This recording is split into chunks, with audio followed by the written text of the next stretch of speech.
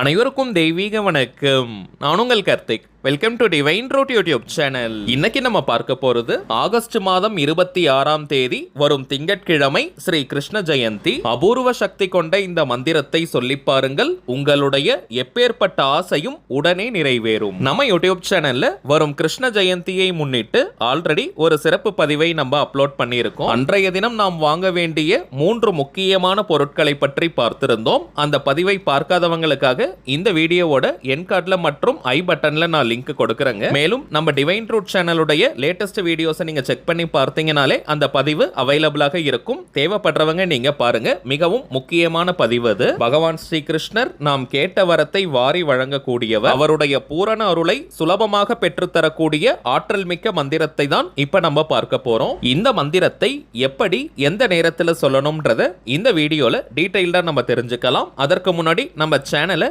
இப்பதான் நீங்க first time பாக்குறீங்கன்னா மறக்காம சப்ஸ்கிரைப் பண்ணிக்கோங்க. பக்கத்துல இருக்க பெல் ஐகானையும் பிரஸ் பண்ணிக்கோங்க. அப்பதான் அப்லோட் பண்ற எல்லா பயனுள்ள தகவல்களும் உடனடியா உங்களுக்கு நோட்டிபிகேஷன்ல வரும். முதல் விஷயம், கிருஷ்ண ஜெயந்திக்கான வழிபாட்டு நேரத்தை ஃபர்ஸ்ட் நம்ம கிளியரா தெரிஞ்சுக்கலாம். போன வருடமே நிறைய பேர் நம்ம கமெண்ட் பாக்ஸ்ல நீங்க கேட்டிருந்த விஷயம், அதாவது கோகுலாஷ்டமி மற்றும் ஸ்ரீ கிருஷ்ண ஜெயந்தி இரண்டுமே ஒன்றான்னு கேட்டிருந்தீங்க. இந்த இரண்டுமே ஸ்ரீ கிருஷ்ணருடைய பிறப்பை குறிக்க கூடியது தாங்க. ஸ்ரீ கிருஷ்ணருடைய ஜென்ம நட்சத்திரம் மற்றும் திதி என்னன்னு பார்த்தோம்னா ரோகிணி நட்சத்திரம், அஷ்டமி திதி. இதுல அஷ்டமி திதியை மையமாக வைத்து கொண்டாடுவது கோகுலாஷ்டமி, ரோகிணி நட்சத்திரத்தை மையமாக வைத்து கொண்டாடுவது ஸ்ரீ கிருஷ்ண ஜெயந்தி. நிறைய வருடங்கள்ல பார்த்தோம்னா அஷ்டமி ஒரு நாள் வரும், அதற்கு அடுத்த நாள் ரோகிணி நட்சத்திரம் நமக்கு கிடைக்கும். சோ உங்களுக்கு பாரம்பரியமாக என்ன வழக்கம் இருக்கோ அதை நீங்க எடுத்து பூஜைகளை செய்யலாம். வழக்கம் இல்லாதவர்கள் நீங்க கோகுலாஷ்டமியை எடுத்துக்கலாம். அதாவது இந்த வருடம் ஆகஸ்ட் மாதம் 26ஆம் தேதி திங்கட்கிழமை கோகுலாஷ்டமி. இந்த 2024ஆம் வருடம் ரோகிணி நட்சத்திரமும் அஷ்டமி திதியும் சேருகின்ற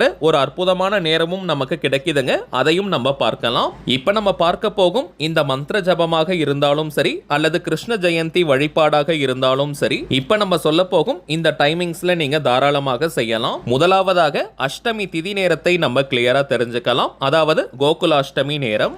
வாக்கிய பஞ்சாங்கத்தின்படி ஆகஸ்ட் மாதம் 26ஆம் தேதி திங்கட்கிழமை காலை 9 மணி 13 நிமிடங்களுக்கு அஷ்டமி திதி ஆரம்பமாகுதுங்க. அடுத்த நாள் ஆகஸ்ட் மாதம் 27ஆம் தேதி செவ்வாய்க்கிழமை காலை 7 மணி 30 நிமிடங்கள் வரை அஷ்டமி திதி இருக்குங்க.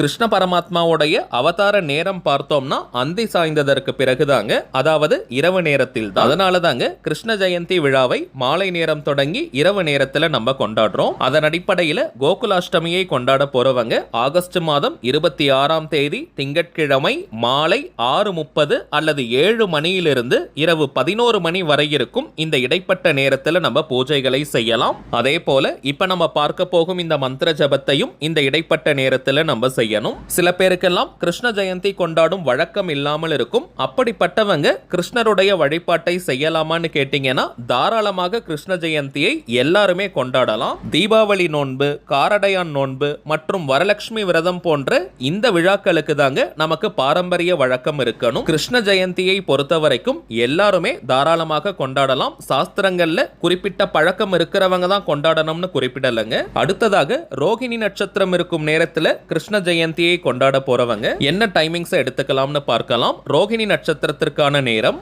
ஆகஸ்ட் மாதம் 26ஆம் தேதி திங்கட்கிழமை இரவு 9 மணி 41 நிமிடங்களுக்கு ரோகிணி நட்சத்திரம் ஆரம்பமாகுதுங்க. ஆகஸ்ட் 27 செவ்வாய்க்கிழமை இரவு 8 மணி 54 நிமிடங்களுடன் ரோகிணி நட்சத்திரம் நிறைவு பெறுதுங்க. சோ செவ்வாய்க்கிழமை அன்னைக்கு, அதாவது ஆகஸ்ட் 27ஆம் தேதி அன்னைக்கு கிருஷ்ண ஜெயந்தியை கொண்டாட போறவங்க மாலை 6 மணி முதல் இரவு 9 மணி வரை இருக்கும் இந்த இடைப்பட்ட நேரத்துக்குள்ள நம்ம பூஜைகளை செய்யணும். அதே போல இப்ப நம்ம பார்க்க போகும் இந்த மந்திர ஜபத்தையும் இந்த இடைப்பட்ட நேரத்துக்குள்ள செய்வது உச்சிதமான பலன்களை கொடுக்கும். சரிங்க, இப்ப அஷ்டமி திதி மற்றும் ரோகிணி நட்சத்திரம் இரண்டும் சேருகின்ற அந்த அற்புதமான நேரம் எப்பன்னு பார்த்தோம்னா ஆகஸ்ட் மாதம் 26ஆம் தேதி திங்கட்கிழமை இரவு 9 மணி 41 நிமிடங்கள் முதல் இரவு 11 மணி வரை இருக்கும் இந்த இடைப்பட்ட நேரத்தில் கிருஷ்ண ஜெயந்தியை கொண்டாடுவது உச்சகட்ட பலனை கொடுக்கும். இது மிக மிக உகந்த நேரம். வாய்ப்பு இருக்கிறவங்க இந்த இடைப்பட்ட நேரத்துக்குள்ள நீங்க மந்திர ஜபம் செய்யுங்க. இது உச்சகட்ட பலனை கொடுக்கும். சரிங்க, இப்ப நம்ம பார்த்த டைமிங்ஸ் எல்லாமே மாலை நேரம் நேரம் தொடங்கி இரவு நேரம் வரை இருக்கக்கூடிய நேரங்கள். தவிர்க்கவே முடியாத காரணத்தினால சாயங்காலம் அல்லது இரவு நேரத்தை பயன்படுத்திக்க முடியாதவங்க காலை நேரத்துல கிருஷ்ண ஜெயந்தியை கொண்டாடலாமான்னு கேட்டீங்கன்னா தாராளமாக கொண்டாடலாம், தவறு கிடையாதுங்க. காலை நேரத்துல வழிபாடு செய்ய போறவங்க ஆகஸ்ட் மாதம் 26ஆம் தேதி திங்கட்கிழமை காலை 9:15 மணி முதல் காலை 10:30 மணி வரை இருக்கும் இந்த இடைப்பட்ட நேரத்துல நீங்க கொண்டாடலாம். அல்லது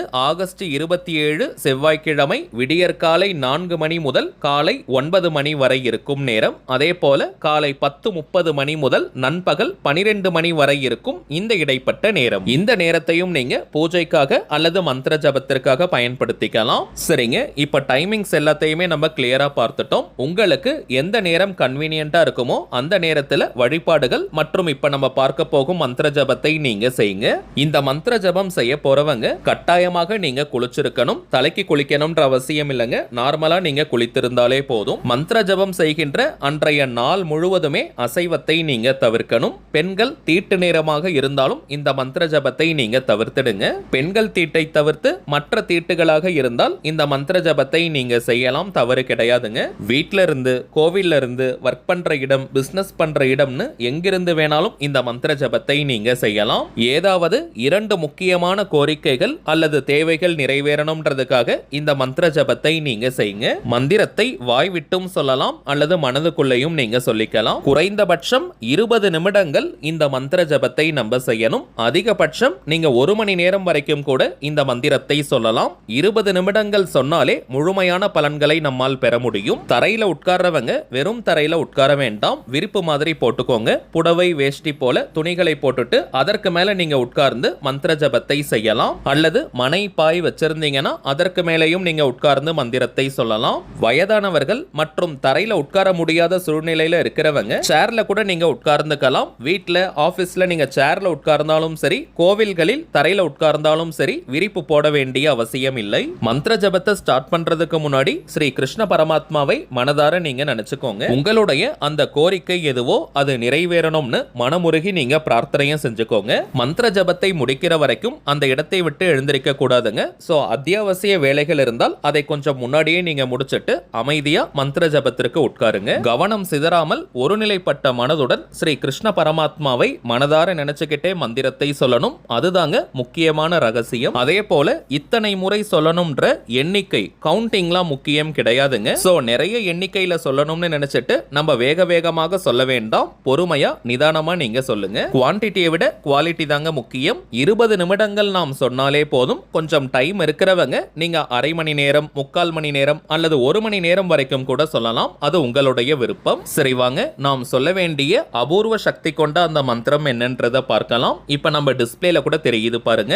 ஓம் ஸ்ரீம் ஹ்ரீம் க்ளீம் கிருஷ்ணாய கோவிந்தாய கோபீஜன வல்லபாய ஸ்வாஹா. ஓம் ஸ்ரீம் ஹ்ரீம் க்ளீம் கிருஷ்ணாய கோவிந்தாய கோபீஜன வல்லபாய ஸ்வாஹா. ஓம் ஸ்ரீம் ஹ்ரீம் க்ளீம் கிருஷ்ணாய கோவிந்தாய கோபீஜன வல்லபாய ஸ்வாஹா. அவ்வளவுதாங்க.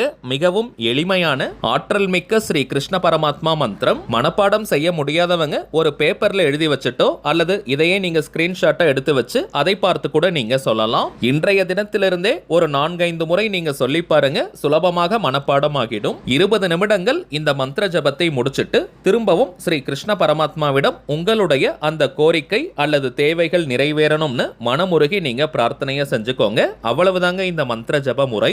இப்ப நம்ம பார்த்ததை போல ஒரு பாயிண்ட் கூட மிஸ் பண்ணாம இந்த அற்புதமான மந்திரத்தை கிருஷ்ண ஜெயந்தி அன்னைக்கு நீங்க சொல்லி பாருங்க. நீங்கள் நினைத்த அந்த காரியங்கள் மின்னல் வேகத்தில் நிறைவேறும். சரிங்க, அவ்வளவுதான் இந்த பதிவு. நிச்சயமா உங்களுக்கு பயனுள்ளதா இருந்திருக்கும்னு நினைக்கிறேன். மேலும் இந்த வீடியோ உங்களுக்கு பிடிச்சிருந்தா மறக்காம லைக் பண்ணுங்க. நம்ம சேனலையும் சப்ஸ்கிரைப் பண்ணிக்கோங்க. தேவைப்பட்டுச்சுன்னா உங்க ஃப்ரெண்ட்ஸ் அண்ட் ஃபேமிலிக்கும் இந்த வீடியோவை ஷேர் பண்ணுங்க.